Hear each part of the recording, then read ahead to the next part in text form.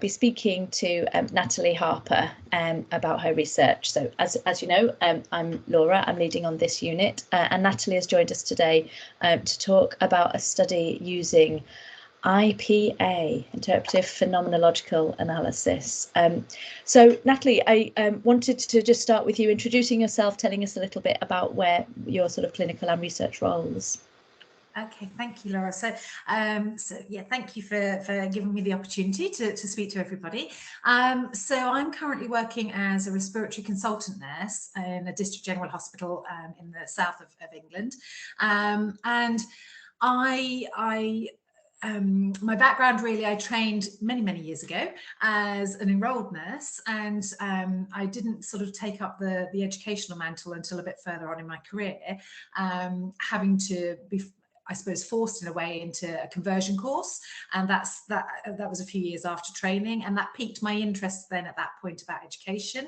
And from there I went on and did a BSc purely in respiratory care, and just wanted to carry on that educational element of things. So did a master's in advanced nursing, and probably would have stopped at that point had a medic that I was working with not said to me that as a nurse I had done enough. And that was my red rag to a bull. And so that was actually part of, not fully obviously, but part of why I went on to do a professional doctorate, and thought, no, you're not going to tell me when I've done enough. I'll say when I've done enough. So that was part of it, but also because somebody had once said to me, how did I get to the point I was where in my career? And initially I was like, oh, that's quite easy. Let's sit down and have a conversation. And then I thought, actually, no, it's not. And that's what led me to sort of the question that I'm asking in my thesis.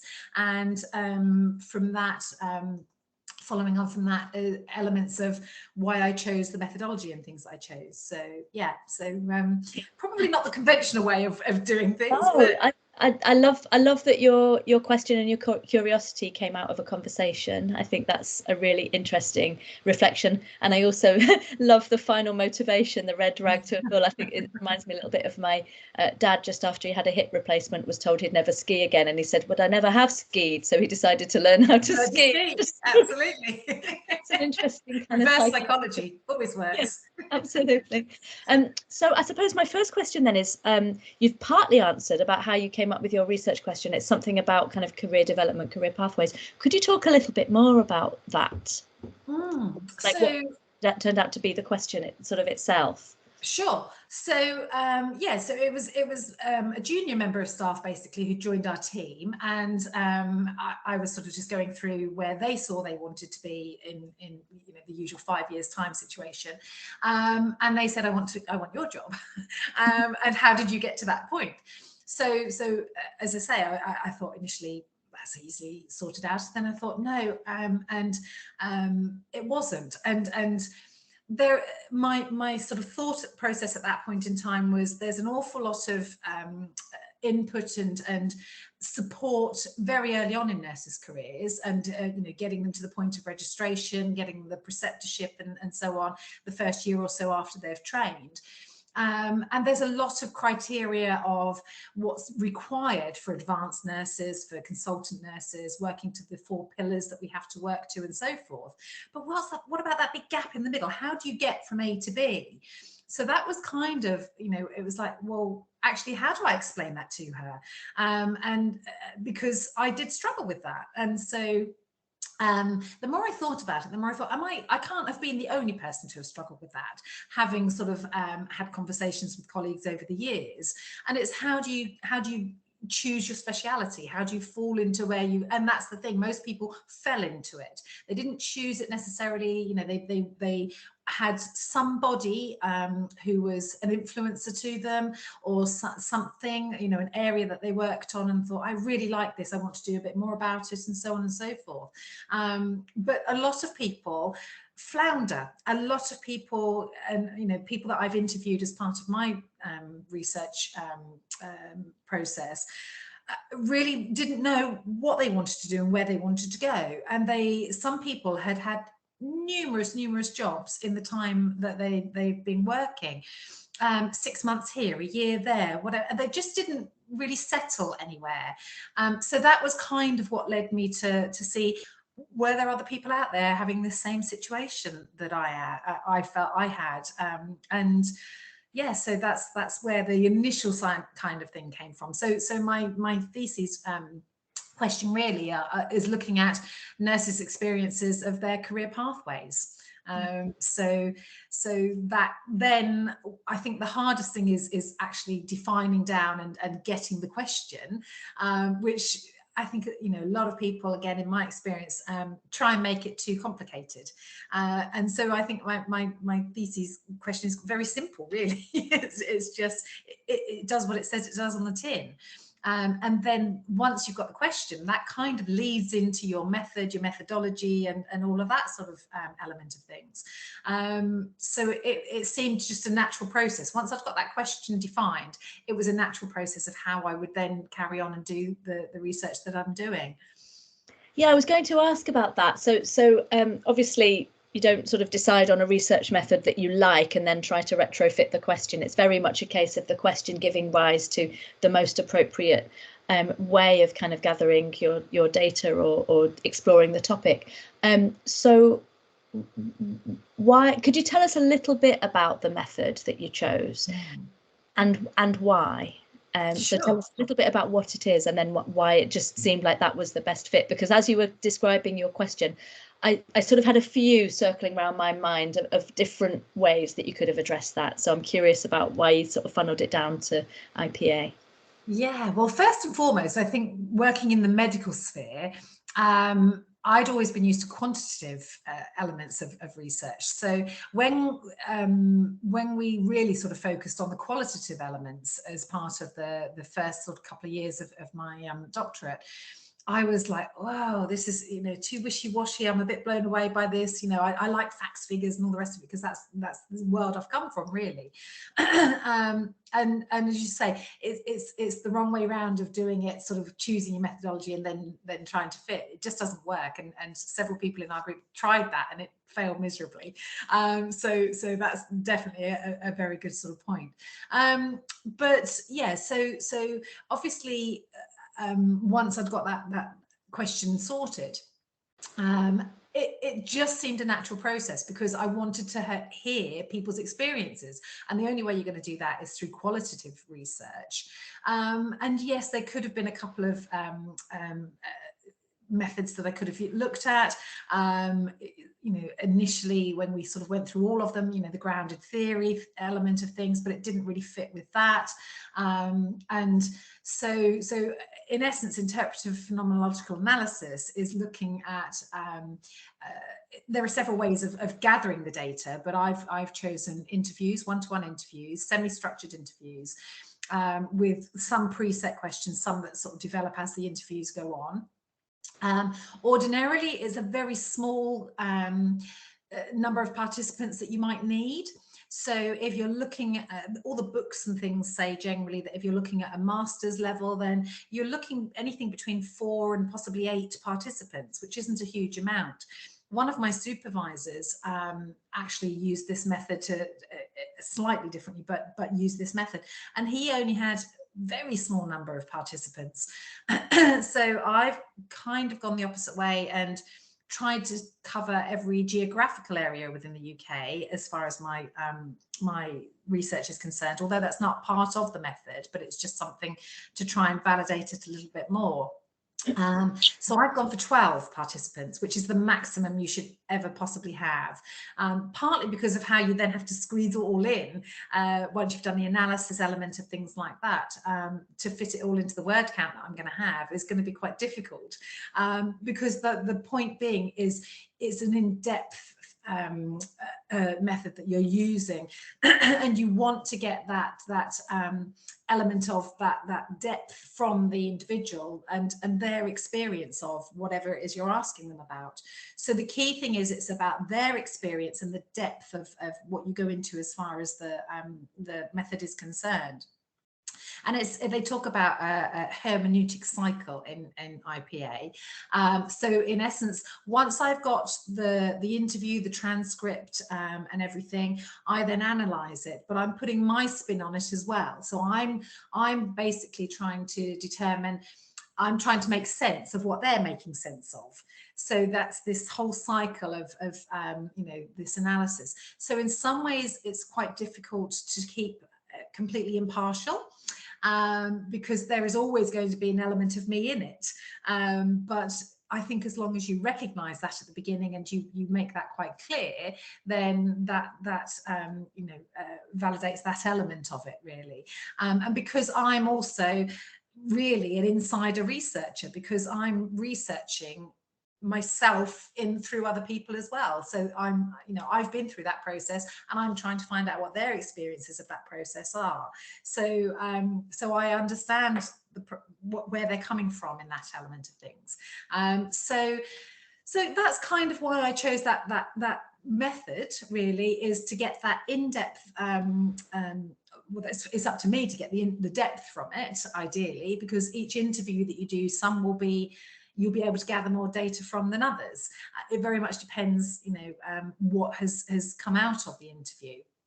But it's then about analysing that data in real depth, but getting that experience from the participants, really. So I found it fascinating, and I don't know whether they actually realise how much, when you do the analysis element, you're psychoanalyzing what they're doing and what they're saying. Every element of that script is looked at from a conceptual element, a linguistic element, a descriptive element, and then eventually you come out with these emerging themes, and you do each interview separately to start with, and then you start looking at the interviews in groups, and are there emerging themes from the groups of interviews, not just the one interview. And that's the part that I'm actually at the moment. So I'm finding it fascinating, and there are elements that are coming out of it that I wasn't expecting, which is brilliant, actually. There are elements that I was, but the elements that I wasn't, and you think, wow, you know, this is really great stuff here. So it's to me, it's really exciting. So yeah. Absolutely, I think your enthusiasm absolutely comes across in how you describe that. I wanted to just pick up on a couple of points that you mentioned. One was that that notion. I think you were talking about reflexivity, really, weren't you? You were talking about that the fact that whilst you have been through a similar kind of set of questions about your own practice and your own development, you are not them. So where you perceive yourself to be relating to their experience, you're also kind of not. So it's this sort of diving in and out of your own experience in order to see theirs afresh, and it sounded kind of quite reassuring then to have things emerge that you weren't expecting, because that's that kind of reaffirms that you are seeing it with those kind of fresh eyes. So although it's a interpretation of interpretation, you're open-minded enough to allow that to come through in the transcripts. So can I ask how much data it generated in terms of the words and the because you're deep in that, I'm curious. Yeah, quite a lot, and it did vary. So most interviews, I allowed 90 minutes for each interview, and most interviews have been, transcript wise, anything between, I would say, the minimum pages I've got, I think, is 21. Up to about 29 pages of transcript, A4 transcript. So quite a lot of data to go through. Yeah. So and you know, some very, very basic sort of screening questions to start with. Where in the country are these people actually practicing? They're all practicing nurses. How long have they been nursing for? Did they train through university-based training? Was it what we class as the old-fashioned based training?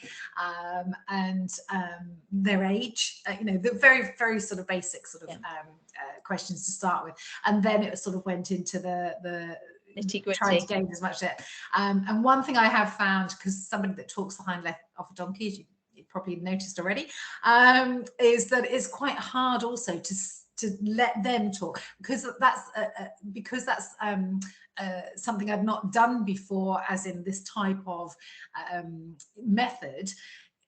You've really got to let them do the talking. And that was quite difficult. The first couple, I think, you adapt and you learn as you go along. And so I think possibly when I look at the first one or two, they're still as lengthy, but there's a lot more of me talking as opposed to the latter ones, where I've learned to sit back and just let them talk and prompt wherever I can, but not fill in as many gaps, perhaps, as because the non-verbal is just as important as the verbal.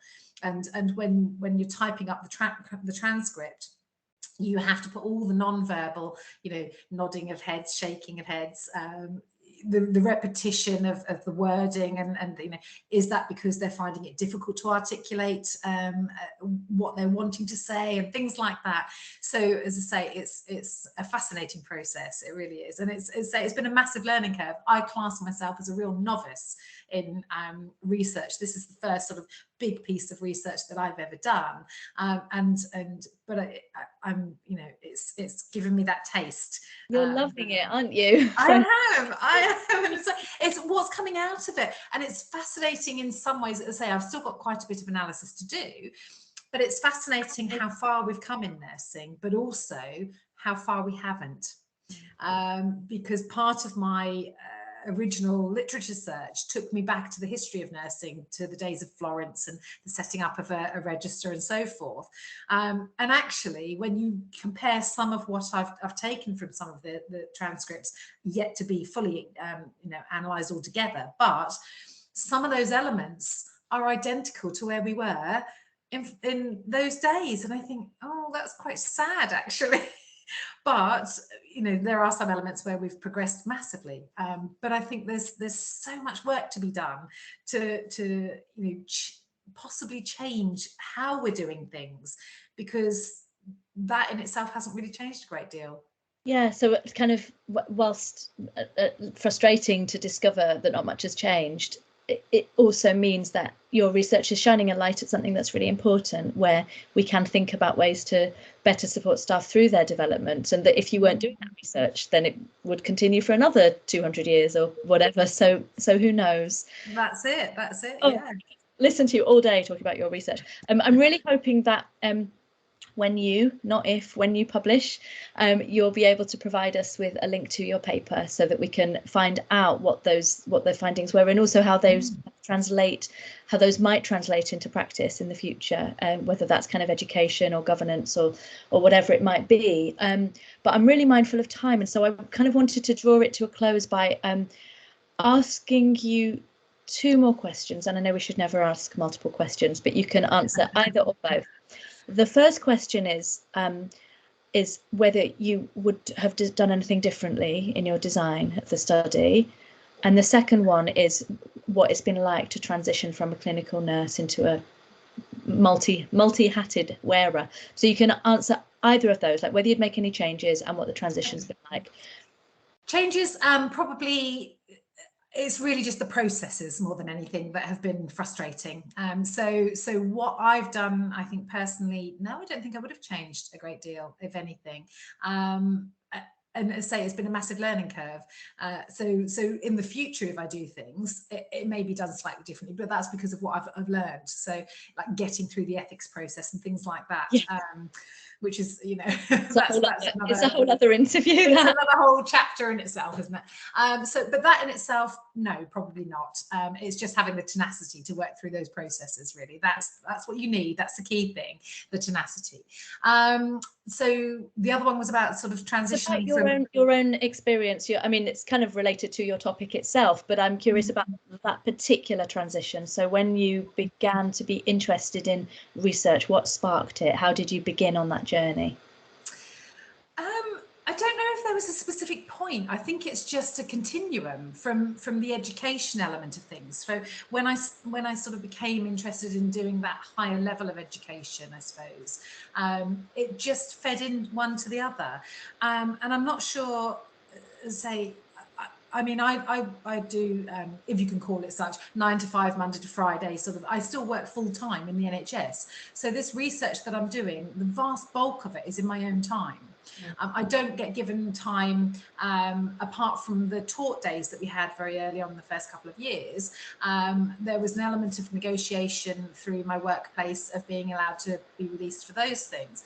But all of the what I've done since the you know, in my theses, it'll be 3 or 4 years, is in weekends, evenings, and so forth. So that I don't get like a day a week to do this or something like that. So I'm not so sure just how much work are aware of the time it takes and the effort that you have to put in, but that was my choice. I chose to do this, so I feel that that's, and I think because I'd always done my studying that way, it wasn't anything unusual for me. I'm not saying that's right or wrong, but for me that's just how it's always been. So I think there does need to be far more emphasis on having people being able to be clinical and research, you know, a clinical lecturer or something along those lines, because that, I think that role has yet to be developed properly. So yeah, I think there's a lot of work to do. Yeah, and it sounds like it's required. I mean, you've mentioned the word yourself. It sounds like it's required a huge amount of tenacity and enthusiasm, but that certainly comes across. And very good luck with the remainder of your data analysis. I'm so looking forward to finding, as an educator, I'm really interested in what you find out and what our responsibilities are before we send our newly qualified nurses out into the workplace. So I'll be watching interest to see what you find. And likewise, interesting to see what comes out of yours. So, yeah, absolutely. So much. I'm going to stop the recording now. Okay. Just bear with me.